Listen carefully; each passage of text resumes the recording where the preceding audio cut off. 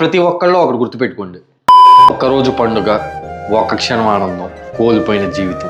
కడపలో జరిగిన ఈ ఘటన మనల్ందరినీ కదిలించింది.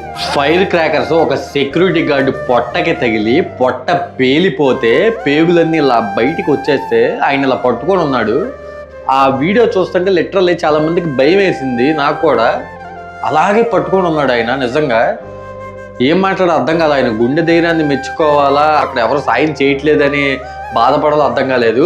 ఆయన అలా పేగులు పట్టుకొని ఉంటే ఎవరో సాయం చేయకపోగా ఫోన్లో వీడియోస్ తీస్తున్నారు.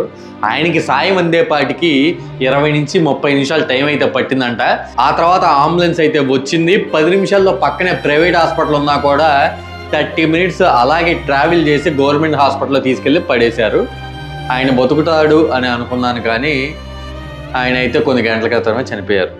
ఇది ఇలా ఉంటే ఒక ఆయన ఎవరో వచ్చి ఇదిగోండి తీసుకోండి 10,000 అని చెప్పని ఇచ్చాడంట.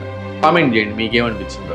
సెక్యూరిటీ గార్డు పేరు హరి అనమాట. 55 సంవత్సరాలు ఆయనకి పెళ్ళైన 15 ఏళ్ల తర్వాత ఒక బాబు అయితే పుట్టాడు. ఆ బాబుకి కేవలం 6 సంవత్సరాలు. వాళ్ళ వైఫ్ కూడా చాలా పూర్ అంట. ఒక్కటే చెప్తున్నా, మన ఆనందం కోసం వేరే వాళ్ళ జీవితాలని రిస్క్లో పెట్టకూడదు మామ. ప్రతి ఒక్కళ్ళు ఒకటి గుర్తుపెట్టుకోండి, మీ సేఫ్టీ, మీ పక్కన ఉన్న వాళ్ళ సేఫ్టీ రెండూ కూడా మీ చేతుల్లోనే ఉన్నాయి. ఇంకా ఎవరికి ఇలాంటి ఘటన జరగకూడదని కోరుకుందాం. భగవంతుడు ఆయన కుటుంబానికి మనోధైర్యాన్ని ప్రసాదించాలని ప్రార్థిస్తున్నాను. ఈ సంఘటనలో అసలు తప్పు ఎవరిది? మీ అభిప్రాయాన్ని కామెంట్ చేయండి.